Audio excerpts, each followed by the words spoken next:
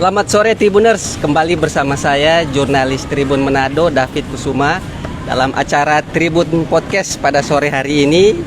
Lokasinya dari Food Court Pasar Bersati yang sudah tertata bagus di zaman Pak AARS ya. Bersama saya juga ada dari Tribun Nadia Kaligis. Hai Tribuners, selamat sore. Dan narasumber kita Pak Kasat Pol PP Manado, Pak Yohanes Waroruntu atau disapa Pak Hani ya, atau Pak Kasat. Kemudian ada praktisi hukum pemerhati Kota Manado, Pak Luki Skram, sarjana hukum dan master hukum. Halo Tribuners. Ya Tribuners, kali ini kita akan mengangkat tema efektivitas sanksi pelanggar kebersihan di Manado. Ya, mulai dari Pak Kasat dulu ya.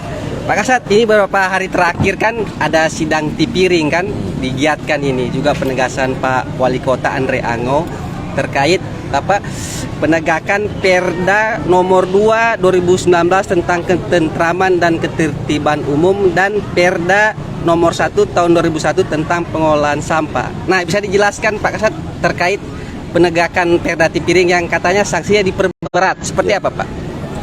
Oke, baik, terima kasih. Pertama-tama saya ingin menyampaikan salam pada Tribuners.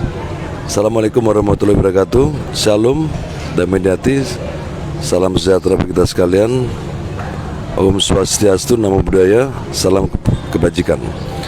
Oke, apa yang disampaikan oleh Naya tadi bahwa kita mengawali kegiatan ini dengan dasar SK Wali Kota.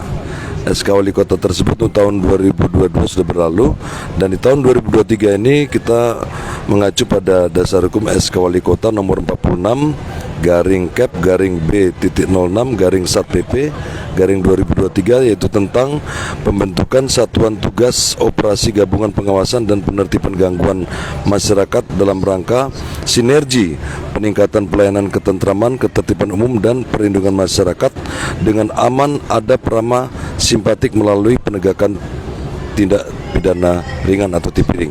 Nah, mengacu dari dasar hukum ini, maka kita melaksanakan kegiatan Tipiring sidang di tempat.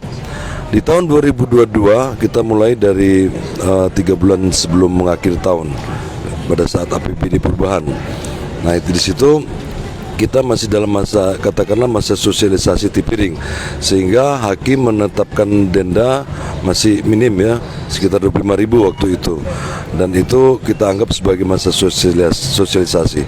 Namun di tahun 2023 ini kita sudah mulai melakukan, dan mereka sudah terbiasa, dan kita melaksanakan sekarang operasi gabungan ini dengan satgas yang ada, tergabung daripada Pol PP, TNI, Polri, dan Kejari maupun Pengadilan Negeri. Kita melakukan sidang di tempat, dijadwalkan setiap kali Tipiring berpindah-pindah lokasi. Kalau 2 kali kemarin kita sudah melaksanakan di lokasi Tikala maupun di lokasi sebelumnya di Wenang. Nah, untuk berikut di minggu ini hari Jumat kita rencanakan melaksanakan Tipiring sidang di tempat yang berlokasi di Kecamatan Malalayang. Nah, itu adapun yang kita tipiringkan ataupun kita sidang ditempatkan adalah menyangkut seperti yang disampaikan tadi, Perda nomor 1 tahun 2021 tentang pengelolaan persampahan dan Perda nomor 2 tahun 2019 tentang Trantibum, tentang ketentraman dan ketertiban umum. Dari berbagai kegiatan sudah kita lakukan, khususnya di tahun 2022 kita dapat 227 pelanggar. Itu tahun lalu. Nah, ini evaluasi ya.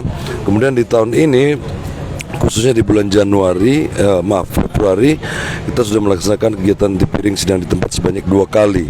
Itu yang kita dapati khusus untuk pelanggaran perda sampah sebanyak 20 pelanggar. Di pertama ada 11, di kedua ada 9. Nah, kita mau lihat di hari Jumat nanti kita melaksanakan sidang Tipiring di tempat. Kita berharap semakin lama grafik akan semakin turun. Tapi ini kita masih terus-menerus melakukan himbauan juga kepada warga masyarakat, dan diharapkan warga masyarakat memiliki efek jerah dengan ada kegiatan ini. Karena apa? Di tahun 2023 ini, yang awalnya tahun 2022 cuma 25.000 hakim menetapkan denda, sementara tahun 2023 ini kemarin 2 kali pelaksanaan sidang di tempat Tipiring hakim menaikkan atau meningkatkan denda yang ada menjadi 100.000. Namun demikian ada subsidernya, yaitu kurungan badan selama 1-2 hari. Itu hakim menetapkan. Nah, terhadap hal tersebut kemarin pada hari Jumat yang lalu kita laksanakan ada dua atau 3 pelanggar yang ditetapkan denda sebanyak 200.000. Tidak 100, karena apa? Salah satu pelaku pelanggarnya adalah seorang ASN atau PNS. Menurut pertimbangan hakim bahwa ASN atau PNS itu mestinya memberikan tauladan, memberi arahan petunjuk kepada warga untuk tidak membuang sampah sembarangan. Tapi justru dia melakukan, oleh karenanya denda yang diterapkan justru lebih tinggi, yaitu 200.000. Nah, walaupun di perda ini menyatakan setinggi-tingginya 50 juta denda, itu hakim bisa menerapkan, misalnya ada perusahaan yang membuangkan sampah yang besar, misalnya sampah limbah dan sebagainya, itu mungkin hakim bisa memberi pertimbangan tersendiri. Sejauh ini pelaksanaan kegiatan operasi kita, Satgas yang ada ini so far so good ya. Sejauh ini berjalan baik, dan kita melaksanakan kegiatan tidak hanya dalam bentuk OTT atau operasi tangkap tangan terhadap pelanggar sampah, kita juga melaksanakan tangkap tangan terhadap pelanggaran TIBUM, ketertiban umum, penjual yang berjualan bukan pada tempatnya juga. Dan di sisi lain pemerintah kota melalui Dinas Kominfo sudah menerapkan memasangkan CCTV di berbagai tempat penjuru yang ada di Kota Manado, dan saya sendiri juga tidak tahu. Jadi jangan tanya sama saya kalau mau tanya CCTV-nya di mana, jangan tanya sama saya, karena juga nanti ya, karena bukan berarti mau menjebak, tapi ingin memberikan pelajaran kepada warga bahwa kita harus punya integritas.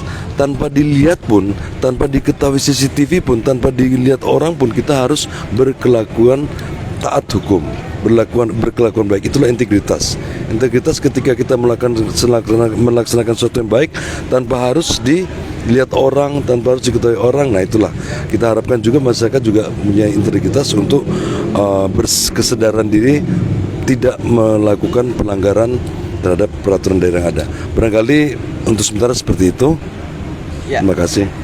Pak Nadia, tunggu saya lanjut dulu Pak Kasat. Ini kan ada silakan. yang ingin saya tanyakan. Terus proses-proses dalam sidang. Sebelum sidang kan ada penjaringan, maksudnya orang yang buang sampah. Itu bagaimana proses-prosesnya, tiba-tiba orang ini langsung disidang? Itu bagaimana itu? Jadi begini, kami kan anggota Pol PP ada sekitar 40-an dengan didampingi oleh teman-teman dari Polri, dari Denpom, dari Pomal, juga dari Kodim. Kami berkolaborasi, kami bagi tim. Tim ini mengarah ke A, tim ini mengarah ke B, tim ini mengarah ke C, dan tim ini mengarah ke D.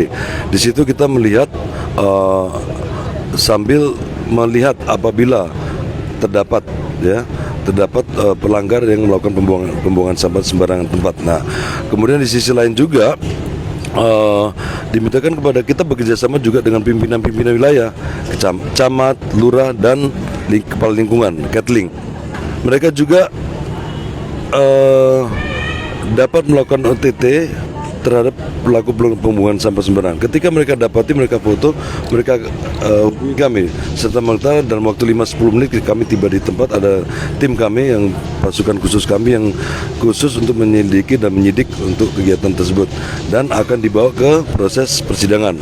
Dan pada saat tim kami turun saat itu juga kita melakukan OTT di tempat-tempat yang biasa warga melakukan pembuangan sampah sembarangan. Diharapkan dengan adanya ini kita langsung expose, kemudian itu menjadikan suatu pembelajaran bagi warga Kota Manado untuk tidak melakukan buang sampah di sembarang tempat. Seperti itu. Proses kita seperti itu, kita bagi tim. Jadi kita langsung tangkap, dan ada bukti berupa video, dan kita juga mintakan KTP yang bersangkutan untuk jadikan sebagai babu. Seperti itu. Lanjut, Nadia ada yang menanyakan mungkin sama Pak Kasat. Nah Pak, dari Wali Kota Manado itu meminta agar sanksinya diperberat. Bagaimana itu Pak penindaklanjutannya di lapangan? Wali Kota Manado minta apa tadi? Sanksinya diperberat. Oh iya. Jadi maksud beliau adalah dalam rangka untuk supaya kegiatan ini memiliki efek jera gitu. Kalau cuma dengan 25.000 waktu lalu semua juga bisa ketika melakukan pelanggaran cuma 25.000 ini kan. Nah oke, pada tahun 2022 kita masih dalam sebatas sosialisasi seperti yang saya sampaikan sebelumnya. Kita masih dalam sebatas sosialisasi, oke, masih dengan 25.000. Tapi di tahun ini kita sudah berkoordinasi dengan pihak pengadilan negeri, hakim yang ditugaskan sudah kita koordinasikan untuk meningkatkan sanksi denda yang ada. Dan sanksi denda yang ada walaupun dia cuma 100.000, tapi didapati seperti kami tadi berdiskusi dengan Pak Luki, ketika didapati pelanggar yang sudah melakukan pelanggaran sebanyak 2 kali atau berulang, itu tentu hakim punya penilaian sendiri, akan dipertimbangkan untuk ditingkatkan denda yang diterapkan. Kalau dia tidak mampu membayar denda tersebut, ya, sebagai subsidiar kurungan badan begitu kan. Tapi sejauh ini masih diterapkan 100.000. Nah itu akan tergantung hakim dalam menilai, karena disesuaikan juga dengan perekonomian di Kota Manado. Jadi kita walaupun kita menghukum, tapi kita juga harus memperhatikan sisi-sisi seperti itu kondisi masyarakat. Seperti itu. Nah, ini ada praktisi hukum juga di sini, juga pemerhati Kota Manado. Pak Luki, bagaimana melihat terkait sanksi tipiring ini, Pak Luki? Terus menurut Pak Luki sendiri sosialisasi di masyarakat seperti apa? Mungkin ada masyarakat yang belum tahu atau seperti apa sendiri kalau dari Pak Luki? Terima kasih, ini sangat menarik buat saya, Pak Kasat ya. Pasti banyak masyarakat mungkin kalau kita bertanya, jangankan orang lain, tetangga kita, saudara kita juga bertanya, ini apa ini, barang apa ini tipiring? Kalau ada tipiring berarti ada gelas atau mangkok. Apa binatang apa nih tipiring ini sekarang ini kan? Orang nggak ngerti. Nah dia tahu apa nih tipiring? Tahu kan? Tindak pidana ringan. Dia ringannya berapa kilo? Nah, kenapa dia disebut tindak pidana ringan? Karena ancaman hukumannya ini, kalau kita melakukan pembunuhan, pencurian, itu diatur dalam pasal 204 KUH pidana, dia langsung bisa ditahan. Dan ancaman hukumannya di atas 5 tahun penjara. Kalau yang ini, David, tipiring, karena melanggar ketertiban umum, melanggar aturan-aturan yang dibuat oleh Perda, kebijakan pemerintah daerah. Nah, dia ancaman hukumannya tidak boleh melebihi dari 6 bulan. 6 bulan. Begitu juga dengan denda. Makanya saya tertarik tadi dengan apa yang disampaikan oleh Pak Kasat, masalah denda. Denda itu sudah harus berada di dalam Perda.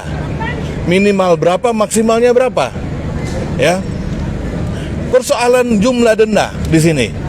Kalau buat saya menarik tadi David, kalau menurut Kak Kasat bilang bahwa 100.000. Sekarang buat masyarakat 100.000. Buat perokok, dia beli rokok 2 bungkus, ya sampai 100.000 masih kurang. Dan dia lebih membutuhkan, lebih memerlukan untuk merokok. Nah, lebih baik saya beli rokok. Nah gitu. Nah jadi kalau untuk nilai 100.000 secara psikologis tidak akan membuat jerah. Kalau buat saya, buat hukuman ini, denda ini berjenjang. Orang yang melakukan pelanggaran, dia buang sampah sekarang ini, ketangkap. Dan mungkin ada yang tertangkap lagi 2-3 kali lagi kan. Nah, tertangkap yang kedua kali, dia diberikan denda yang lebih dari itu. Yang ketiga kali, denda dan dipublish di media bahwa ini adalah orang yang suka melanggar aturan yang dibuat pemerintah daerah. Nah, kalau saya tidak salah tangkap dari masyarakat, yang banyak ditangkap itu karena CCTV ya Pak ya. CCTV itu menjadi bukti.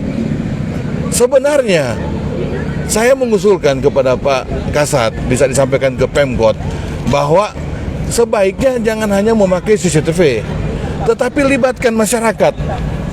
Kalau dia lagi di angkot atau lagi di mobil, tiba-tiba ada orang buang tisu dari mobil, itu foto. Sebanyak apa masyarakat melaporkan, maka dari Dinas Lingkungan Hidup, dari Satpol PP, dari pemerintah kota khususnya, memberikan award, memberikan penghargaan buat masyarakat, sehingga masyarakat akan merasa, oh, kami dilibatkan loh, kami dilibatkan untuk melihat ini itu, bahwa untuk menjaga Kota Manado. Kota Manado ini kan sekarang ini semakin hari bertambah, semakin menjadi kota metropolitan. Apalagi telah dibuka penerbangan langsung Manado, Jepang. Nanti ada juga Manado, Korea Manado. Kalau Cina nanti akan dibuka lagi. Artinya apa? pariwisata di Sulawesi Utara ini akan meningkat. Pariwisata menyukai apa? Kebersihan. Kebersihan. Kalau kita pulang dari satu daerah yang terceritakan selain keindahan tempat itu, kebersihan tempat itu. Aduh, nggak usah pergi ke sana Pak Kasat karena itu kotor daerah itu. Tapi kalau dia bersihkan, mendapatkan PAD lagi buat daerah itu. Jadi buat saya tipiring yang dilakukan ini itu sangat baik, tapi harus ditambah hukumannya dan harus diatur sehingga ini bisa jadi PAD ke depan, bukan hanya PNBP, pendapatan negara bukan pajak, tapi ke depan kalau masyarakat ini masih berbuat demikian, ini harus ada MOU dengan penegak hukum. Seperti orang melakukan pelanggaran bawa motor nggak pakai SIM. Nah, tapi ada hal yang lain lagi saya mau sampaikan sebenarnya. Ini masalah kita bicara lingkungan hidup. Sampah ini lingkungan hidup, Pak. Kalau kita bicara lingkungan hidup bukan hanya sampah. Kita bicara masalah lingkungan. Di Kota Manado ini lingkungan itu terlalu banyak masalah. Sehingga ada banjir kan. Salah satunya kalau orang lagi bercerita di pinggir jalan bunyi motor lewat, wah, kebisingan. Suara itu harus ditertibkan juga. Jadi semakin hari semakin tertib kota ini, semakin tertarik akan menjadi seperti gadis cantik Kota Manado ini. Dan memang banyak gadis cantik di Manado ini. Itu sehingga orang tertarik. Apalagi kalau datang ke Manado, kalau lihat ada Satpol PP juga lagi sedang menertibkan orang yang melakukan pelanggaran. Ini akan jadi perbincangan keluar, bukan hanya kuliner yang ada di Manado, kebersihan yang ada di Manado, tapi ketertiban yang ada di Manado itu sangat baik. Mungkin seperti itu. Ini kan Pak Luki, untuk bicara masalah sampah kan, kalau sampai dengan menerapkan sanksi begitu, berarti tingkat kesadaran dari warga sendiri dalam mengelola sampah itu kan belum bisa dikata belum baik benar kan di Manado. Nah, kira-kira selain menerapkan sanksi-sanksi ini, ada tidak yang hal-hal yang bisa membuat warga itu sadar sendiri, misalkan seperti apa? Kan kalau sampai penerapan PR sampai dengan diatur begini, berarti sudah hukumannya sudah ada dan diatur seperti tadi. Contohnya kalau di negara Jepang begitu, misalkan tiap hari ada saat-saat tertentu buang sampahnya khusus untuk plastik tapi mulai dari pola hidup itu bagaimana? Iya, menarik memang. Ini penyakit sampah ini kalau di kanker stadium 4. Cuma kebetulan dokternya masuk sehingga ini masalah sampah DP stadium turun. Mungkin sudah 2,5 sekarang. Sebelum saya hanya memperhatikan, tapi sebelum ARS menjabat, sampah ada di mana-mana, Kloter Marun Kota Manado. Sehingga orang bilang bukan kota tinutuan lagi Kota Manado, tapi kota sampah. Tapi itu fakta yang ada. Begitu sekarang ini, dengan ada penertiban dari Satpol PP, dengan ada lingkungan hidup yang membersihkan segala macam ini, kita juga tidak pernah membayangkan dulu tempat ini banyak sekali sampah, tapi sekarang sudah begitu indah. Berarti kesadaran dimulai dari pemerintah yang memberikan contoh. Maka kalau ada ASN yang tertangkap membuang sampah sembarangan, Pak Kasat, kami mohon, masyarakat ini mohon, supaya hukumannya mereka lebih berat jauh daripada masyarakat biasa. Ya, harus itu, dan menjadi catatan buat disiplin di kantornya dia, di dinasnya dia. Pertimbangkan untuk mendapatkan atau ada promosi lagi ke depan, harus dipertimbangkan. Orang kok jorok seperti ini mau jadi kabit, mau jadi apa? Janganlah. Cukup di situ, Jo. Sekali di situ karena sebegitu kok. Nah, seperti itu, David. Pak Kasat, tadi yang melanjutkan tadi ada CCTV kan di situ. Ada berita Tribun Manado, ada seorang yang membuang mungkin puing bangunan terus didatangi CCTV. Yang saya ingin tanyakan, bagaimana sih kalau itu dari CCTV, terus apa yang dilakukan? Misalkan, si ini bagaimana mau mencari tahu dia siapa, terus mau didenda bagaimana memberitahu dia, prosesnya seperti apa kalau yang direkam dari CCTV itu untuk didatangi, diidentifikasi seperti apa? Ya, makasih. Jadi banyak cara untuk lakukan itu. Pertama, kan ada kendaraan kelihatan plat nomornya, nompolnya berapa, nomor polisinya, bisa juga. Kemudian warga atau oknum warga yang melakukan pelanggaran itu. Kita kan juga kerjasama dengan Ketling atau ketua lingkungan atau lurah atau pencamat yang setempat. Mereka pasti akan tahu orang itu siapa dan orang tinggal di mana dan kita tindak lanjuti. Dan dari CCTV di layar monitor itu ada yang petugas yang monitoring, sehingga ketika terjadi seperti itu langsung dikontak kami dikontak dan serta merta kami turunkan anggota untuk melakukan tindak lanjut menyangkut pelanggaran tersebut. Nah, seperti yang viral lalu itu seperti itu, kita datangin tim Basus kami dan kami amankan juga babuk kita sita untuk ditipiringkan nanti, seperti itu. Nah, saya ingin sedikit menanggapi apa yang Pak Luki sampaikan tadi. Memang benar, semoga apa yang disampaikan Pak Luki juga didengar oleh rekan-rekan kita di pengadilan negeri, khususnya para majelis hakim, untuk dipertimbangkan ke depan agar benar-benar memiliki efek jera yang sangat ditingkatkan. Saya tambahkan, Ya. kita bisa interaktif Ya. langsung ya. Karena begini Pak Ani, ada kesadaran itu dari masyarakat, memang harus ada. Ya. Tapi dari perusahaan juga harus ada. Ya, Kita kasih contoh, dan itu harus ada hukuman yang berat buat seandainya korporasi yang melakukan kejahatan. Contoh solar, yang beli solar masyarakat tapi belum pakai tangki, pakai apa, tapi ternyata untuk korporasi, untuk perusahaan. Nah, sampah juga ini kan karena ada limbah B3. Nah, ini kita dapat informasi juga ada beberapa perusahaan itu dia buang seenaknya sebenarnya, sehingga beberapa waktu lalu kan orang menemukan karung-karung plastik, karung-karung yang berisikan jarum suntik, masker dan lain-lain. medis, sampah medis. Sampah medis itu bahaya, itu B3 soalnya. Betul. Itu hukumannya harus lebih berat itu, Pak. Itu yang saya maksudkan tadi, yang saya maksudkan sebelumnya, apabila ada perusahaan yang melakukan kegiatan yang disampaikan Pak Luki, tentu hakim akan menilai ini merupakan suatu pelanggaran yang sangat berat, dan kepada perusahaan tersebut bahkan denda bukan cuma sampai ratus ribu, bahkan juta yang akan diterapkan hakim. Dan itu sudah kami koordinasikan dengan pihak pengadilan negeri, khususnya majelis hakim. Dan ini juga saya juga, kalau Pak Luki mengetahui hal seperti itu, mohon diinformasikan kepada kami di mana yang mereka ada perusahaan buang limbah itu, kita akan langsung OTT ke situ dan kita akan datangi, kita akan tindak tentunya. Nah, tadi saya pendapat dengan Pak Luki, kita juga mengharapkan warga juga turut berpartisipasi, turut berperan aktif dalam hal melihat apabila ada oknum warga masyarakat yang membuang sampah sembarangan, silakan difoto, berikan kepada kami akan tindak lanjuti. Nah, di situ betul.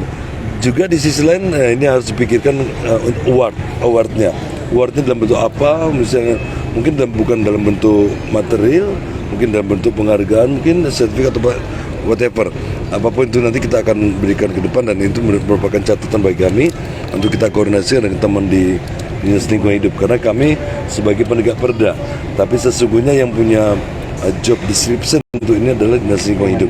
Akan kami koordinasikan untuk yang disampaikan Pak Luki tadi. Kemudian juga menyangkut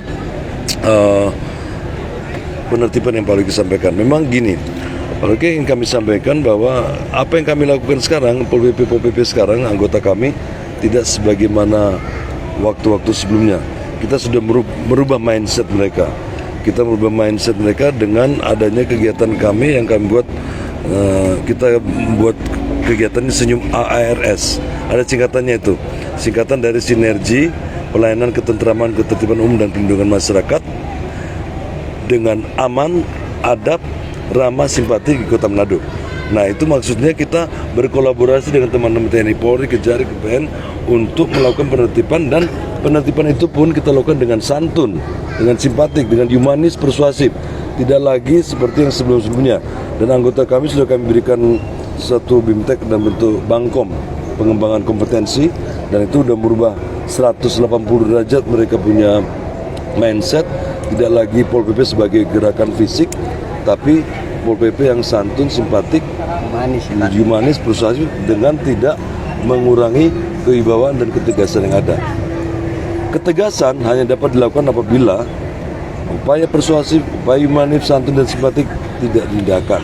Nah, itu kita tetap ada ketegasan, kewibawaan. Jadi apapun yang disampaikan tadi menyangkut denda yang tinggi, kan semoga bisa dengar oleh teman-teman majelis hakim untuk dipertimbangkan menjadi suatu pemikiran untuk berdampak pada efek jera. Begitu kalau Kia. Sehingga Manado, kami itu berharap tanpa harus ada kegiatan ini, tanpa harus disidang dipiringkan, tapi warga itu sudah sadar. Itu yang saya sebut tadi, integritas. Integritas adalah sebagai contoh kita melakukan suatu hal yang baik tanpa harus dilihat orang. Tanpa harus lihat orang pun kita sudah berbuat baik, kita sudah mentaati aturan, kita sudah mematuhi aturan, tanpa pun harus dilihat, bukan karena memakan puji supaya lihat orang, oh kita harus sampai, tapi memang benar-benar kesadaran kita tanpa lihat orang pun kita harus taati aturan. Jadi integritas itu. Kita harap warga masyarakat juga seperti ini, tanpa harus tindak dengan tipiring atau sidang di tempat, mereka juga sudah sadar untuk tidak membuang sampah sembarangan, begitu. Dan juga pelanggaran-pelanggaran ketertiban umum. Gitu barangkali. Dan kembali kepada Bapak Lukis Kram, nah kita melihat di Manado ini banyak sungai-sungai yang di pinggirannya itu banyak sampah. Sebagai pemerhati kota Manado, bagaimana menurut Bapak cara penanganan yang baik sampah-sampah yang ada di daerah aliran sungai ini, Pak? Oke, pertama-tama yang harus dilakukan oleh pemerintah kota Manado itu kebetulan di saat air meluap, belum pada sampai banjir, kita lagi ada di satu sungai di kota Manado ini. Nah, pertama-tama yang tentunya himbauan kepada masyarakat, dan terapkan perda yang ada ini, karena perda ini berlaku ke semua lapisan masyarakat, bukan hanya masyarakat yang buang sampah di pinggir jalan, tapi ke sungai juga, karena sungai merupakan lingkungan juga, ya. Jadi itu. Yang kedua, upaya dari pemerintah kota Manado, khususnya Dinas Lingkungan Hidup, dia harus memasang jaring sampah di sungai, sehingga sampah itu tidak pergi ke laut. Karena beberapa tahun lalu Bunaken itu, karang koral yang ada di Bunaken itu hancur.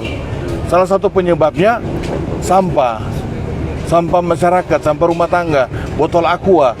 Sampai viral kan, ada satu fotografer yang dalam laut, dia foto kuda laut yang di ekornya itu dia lagi melingkar cotton buds pada waktu itu. Ada itu dapat di sini, Pak. Nah, ada juga kura-kura yang di lehernya itu ada botol plastik seperti itu.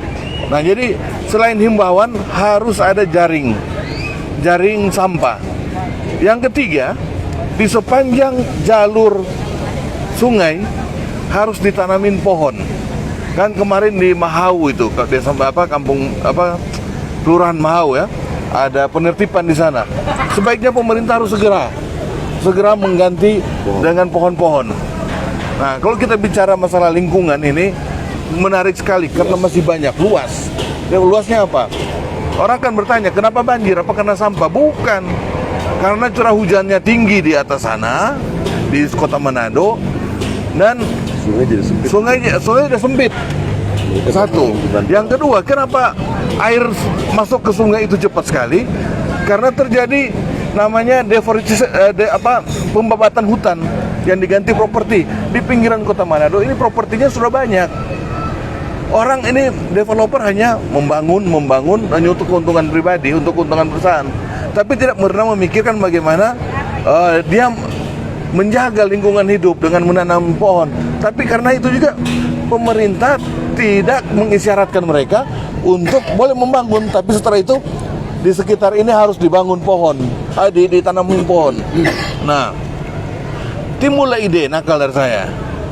Saya berpikir, kenapa nggak ada hutan kota di Manado?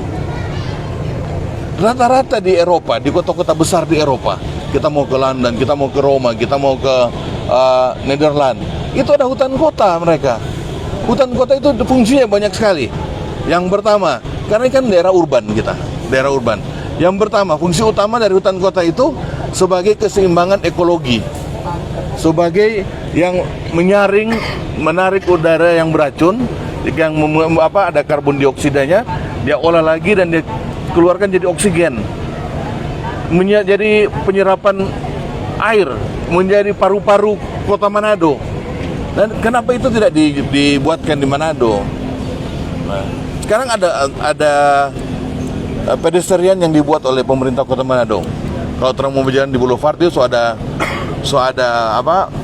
pedestrian atau trotoar yang bagus sekali kan. Nah, kalau itu diterapkan sepanjang boulevard, sepanjang jalan Samratulangi, orang Manado banyak orang asam urat. Kita minta maaf. Orang kolesterol, rupa kita ini gode juga kan. Kalau ada pedestriannya bagus, orang suka jalan kaki. Di Jepang terlihat orang senang sekali jalan kaki. Di Eropa juga begitu Pak Ani, orang berjalan kaki. Di Amerika begitu. Nah, kenapa di orangnya bisa bikin begitu? Kalau pemerintah Kota Manado, Pak Andre Ang, Pak Richard Swalang, dia bisa bikin trotoar di Jalan Samratulangi juga bikin begitu. Satu, mengurangi polusi. Yang kedua, mengurangi kemacetan. Itu. Jadi hutan kota itu sangat baik dibangun di Kota Manado ini. Demikian. Ya Pak Luki, mungkin menyambung yang tadi, tapi saya ingin juga menanyakan mengenai TPA yang Manado ini kan sejak kalau tidak salah tahun 2015 ya terakhir, mungkin Pak Hani lebih tahu, mungkin meraih Piala Adipura atau apa. Meski itu tidak jadi tolak ukur juga kebersihan kota kan, mungkin salah satunya karena TPA di ini kan, TPA di Sumompo yang mungkin penataannya kurang. Tapi di zaman Pak AARS ini kan TPA itu sudah lebih diperbagus lagi kan. Nah, bagaimana mungkin Pak Luki melihat terkait ini, maksudnya terkait penataan tempat pengelolaan sampah terakhir. Mungkin juga nanti dengan Pemprov ada TPA Iloilo ya. Dan di zaman pemerintahan sebelumnya ada insinerator kalau tidak salah itu. Tapi ini mandek juga. Nah, seperti apa pengelolaan sampahnya sendiri? Kan bukan hanya di masyarakat memproduksi, dari semua memproduksi, pengolahan akhirnya seperti apa kalau Pak Luki melihat ini? TPA yang untuk sekarang ini dengan TPA yang lalu berbeda. Perbedaannya sangat jauh. Nadia, kalau Nadia pasti melewat di sana, pernah lewat di TPA. Nah, kalau dulu mau lewat di TPA Sumompo, masih ditanjakan terus tutup kaca. Masih di gereja apa itu? Tutup kaca. Kalau sekarang sampai ditanyakan masih bisa lihat itu tempat pembuangan sampah, tidak terlalu bau, ya. Dan dulu kalau mobil sampah yang mau masuk ke situ, itu antri panjang sekali. Sekarang sudah lebih tertata. Jadi untuk sekarang ini pemerintah, saya harus memberikan penghargaan juga, apresiasi juga buat pemerintah kota bahwa mereka juga berhasil menata sampah yang ada di Kota Manado ini sehingga tidak ada lagi sampah yang menumpuk di pinggir-pinggir jalan, dan sudah ada penataan manajemen waktu untuk angkutan sampah. Jam berapa itu sudah diangkut, sehingga sampai hari ini TPA yang ada di sana itu masih bisa menampung. Tapi perkiraan saya, mungkin Pak Hani juga bekas dari lingkungan hidup, dia kurang lebih 5-6 tahun ke depan masih bisa. Tapi setelah itu memang sudah harus pindah ke Iloilo. Pemerintah provinsi melihat itu harus dipindahkan ke Iloilo, ya baik juga, tapi harus percepat karena Iloilo itu kan menjadi tempat pembuangan akhir untuk beberapa kabupaten kota. Seperti itu. Ya.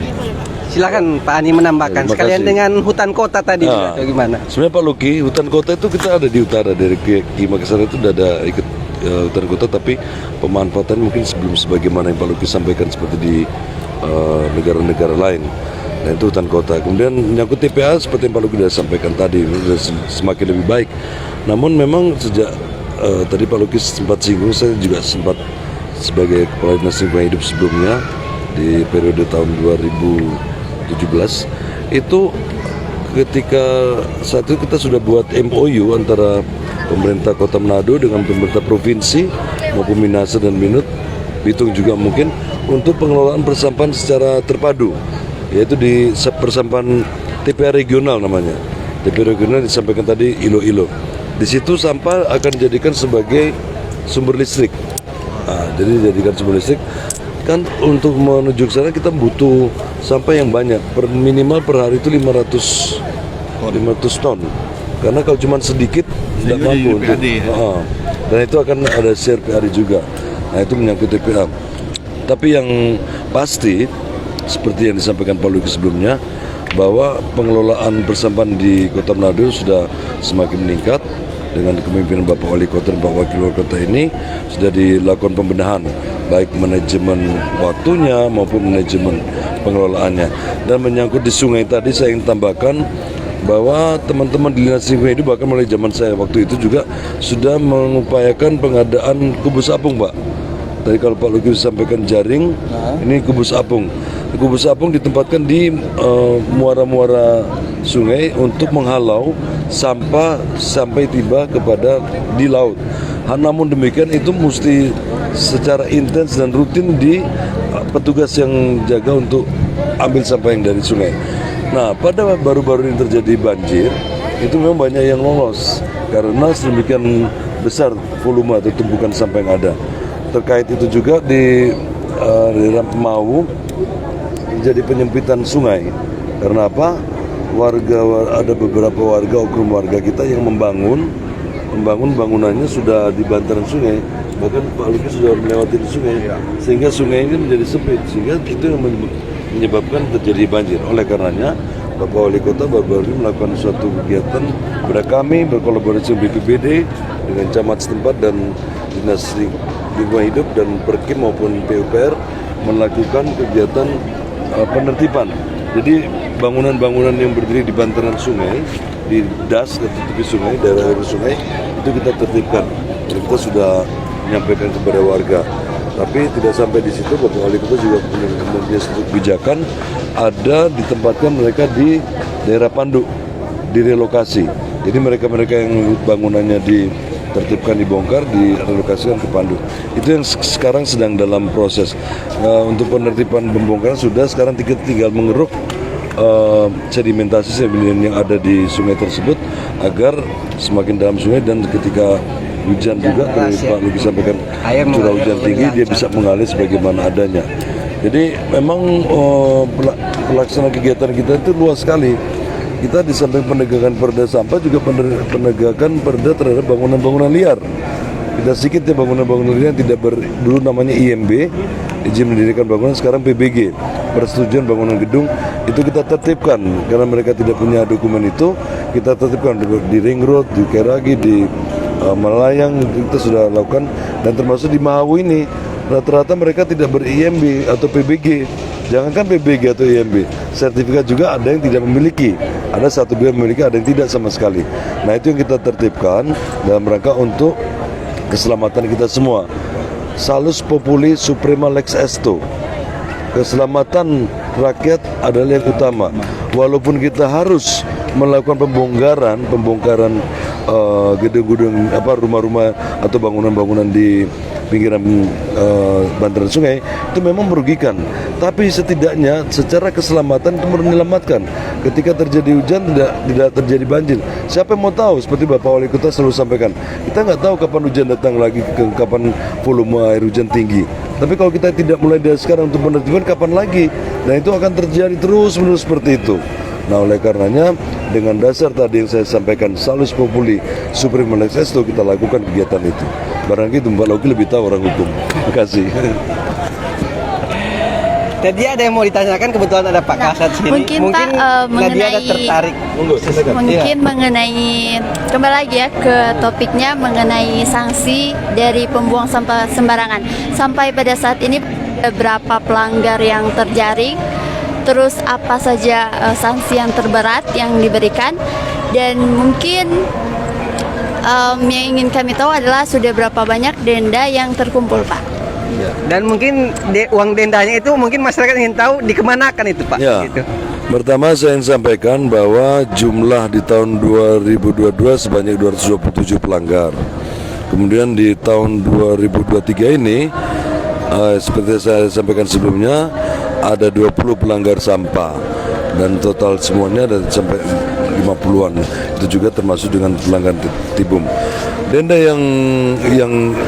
yang dipungut atau dibayarkan itu kan ketika kita sedang di tempat, di situ ada kami PPNS, penyidik pegawai negeri sipil, juga ada hakim dan ada jaksa. Nah, nanti denda tersebut dibayarkan di jaksa, masuk ke tadi yang Mbak Luki sampaikan di pendapatan negara bukan pajak (PNBP). Nah itu yang akan Tapi Pak kelola oleh begini, kejaksaan. Ya. kalau dendanya hanya 100.000, itu biaya operasional lebih tinggi daripada denda itu. Betul, betul. Nah ini betul dipertimbangkan karena begini Pak Luki maupun David dan Nadia, bahwa ketika hakim memberikan sanksi denda, majelis juga memperhatikan keadaan perekonomian warga. Tapi apa yang dijadikan masukan oleh Pak Luki, kami akan sampaikan juga ke teman-teman majelis hakim di pengadilan negeri, dan semoga kegiatan kita saat ini juga didengar juga oleh beliau-beliau. Yang buang sampah itu pakai mobil Innova. Orang bawa mobil Innova buang sampah di situ. Ya, Ada memang beberapa didapat di orang CCTV seperti itu memang. Nah itu yang seperti itu yang kita berikan denda berat, karena apalagi pelanggarnya adalah seorang ASN yang notabene merupakan tauladan bagi warga masyarakat. Itu udah hakim memberikan denda tinggi. Masukan Pak Luki kami akan sampaikan ke teman-teman majelis hakim untuk dipertimbangkan ke depannya nanti, apakah denda juga akan bertinggi. Tapi kok harapan kita kok bukan karena hanya denda terus masyarakat sadar. Walaupun ini merupakan efek jelas sih, tapi kita membuat sedemikian rupa supaya masyarakat tanpa ditertibkan pun sudah tertib, sudah sadar, integritas begitu. Tapi yang pasti apapun yang masukan ini akan kita sampaikan, dan apa yang disampaikan tadi, sejumlah biaya itu masuk masuk ke PNBP yang keluar dari Kejari. Oleh karenanya di sidang di tempat itu lengkap kami. Ada penyidik dari kami PPNS, ada jaksa, juga ada hakim dan teman-teman dari TNI Polri dalam operasi OTT tersebut. Seperti itu kira-kira Nadia. Makasih. Ya, mungkin ini karena sudah mau gelap juga, mungkin sudah mau maghrib, mungkin ada closing statement, mungkin imbauan dulu dari Pak Kasat ke depannya ini seperti apa kepada warga, dan sampai kapan ini sidang-sidang tipiring terus juga membuat warga misalkan resah, betul, takut. Jadi silakan Pak. perlu saya sampaikan bahwa kegiatan yang kita laksanakan ini juga membutuhkan anggaran kan, dan juga masih APBD. Justru kita berharap kegiatan ini ke depan, kalau memang semua warga kita sudah sadar, kenapa harus kita melaksanakan? Paling kita tinggal persuasif melaksanakan himbauan-himbauan saja. Tapi selama warga kita masih melakukan kegiatan ataupun pembuangan aktivitas pembuangan sampah di tempat-tempat yang tidak di semestinya harus ada, tentu kita harus melaksanakan kegiatan ini dengan harapan dengan kegiatan sidang di tempat tipiring ini menimbulkan efek jera bagi warga untuk tidak lagi melakukan pembuangan sampah sembarangan dan mentaati perda-perda yang ada, khususnya Perda nomor 1 tahun 2021 tentang pengelolaan persampahan dan Perda nomor 2 tahun 2019 tentang ketentraman dan ketertiban umum. Sekali lagi ingin saya sampaikan, ayo kita sama-sama tingkatkan integritas kita sebagai warga negara. Ketika kita berintegritas tinggi, kita akan malu membuang sampah. Manjot orang malu membuang sampah sembarangan. Ketika kita berintegritas tinggi, kita tidak akan mungkin melakukan pelanggaran aturan-aturan yang ada. Dengan kata lain, warga dengan sendirinya akan sadar budaya malu, a same culture. A same culture itu harus kita budayakan, harus kita tingkatkan budaya malu itu. Ketika kita malu buang sampah sembarangan, malu melakukan pelanggaran perda. Barangkali itu yang saya sampaikan, dengan harapan warga akan ke depan semakin sadar untuk mentaati aturan-aturan yang ada. Demikian, terima kasih. Nah, terakhir mungkin dari Pak Luki. Pak Luki ini kan sering jalan-jalan ke Eropa, Singapura, Jepang. Mungkin bisa dibagikan apa yang bisa dicontohi untuk kota Manado terkait kebersihan pengolahan sampah di negara-negara maju, maupun sebagai praktisi hukum, apa saran-saran Pak Luki lagi sendiri terkait kebersihan yang dikaitkan dengan memberikan sanksi seperti ini, dan harapan-harapan mungkin himbauan juga dari Pak Luki sendiri sebagai praktisi hukum yang pemerhati Kota Manado. Kesadaran adalah kunci utama. Kata kunci sini kesadaran. Yang apa yang dilakukan upaya daripada pemerintah Kota Manado untuk menegakkan aturan yang sudah dibuat dari tahun 2019 itu sangat baik dan punya kemajuan. Ya. Nah, yang diharapkan dari masyarakat kembali lagi untuk kesadaran itu. Tapi dari pemerintah Kota Manado tadi saya katakan libatkan masyarakat. Karena seseorang untuk membuat laporan itu berat sekali. Tapi kalau diberikan penghargaan itu akan tertarik buat mereka, ya. Yang pertama itu, yang kedua bahwa kebersihan di kota-kota besar di negara-negara lain itu sudah menjadi budaya. Dan itu pun harus dijadikan budaya buat kita. Jangan buang sampah sembarangan. Dan makan kalau terang lihat sampah, terang pungut, terang ambil itu sampah. Kita mau tanya, Pak Kasat, ke Oto Dinas ada sampah, tempat sampah? Ada? Kita ada. Nadia? Angkot-angkot ini yang kita mesti, Itu kita bermaksud. angkot-angkot mesti ada tempat buang sampah. Ya. Angkot-angkot yang ada di Kota Manado memang harus ada tempat sampah. Dulu saya, Ya. mohon maaf, saya juga mantan kadis perhubungan. Dulu kita tetapkan dan setiap dia mau bikin izin harus ada tempat sampah yang terpasang dan baru bisa. Kalau sekarang kita mau sarankan Dinas Perhubungan, Dinas Lingkungan Hidup dan Satpol PP menyiapkan sampah kecil itu dibagikan kepada angkot-angkot. Karena tempat sampah terbesar buat penumpang angkot adalah di luar jendela. Tempat sampah terbesar. Dan mereka tidak peduli. Ya. Mereka tidak peduli. Itulah Tapi asal- kalau soal ada tempat sampah di dalam, orang akan peduli. Oh, banyak dari situ. Tapi ini mungkin sudah maghrib. Kita mengharapkan Manado lebih baik, lebih sehat, sehingga masyarakat mendapatkan hak hidup yang lebih layak dengan mendapatkan udara dan kesehatan yang lebih baik. Tingkatkan SM culture Pak Luki ya. Iya. Budaya malu. Budaya malu buang sampah sembarangan, malu langgar aturan begitu. Ya, mungkin itu bincang-bincang Nadia dan Pak Kasat dan Pak Luki. Mungkin nanti bisa dalam bincang berikutnya dalam topik-topik lain mungkin ya, misalkan membahas tentang tadi penertiban SSN, keluyuran atau sebagainya. Demikian Tribuners bincang-bincang sore hari ini dari Food Court Pasar Bersehati dengan latar Jembatan Soekarno. Selamat sore, terima kasih Nadia, selamat sore Pak Kasat, selamat sore Pak Luki, selamat sore.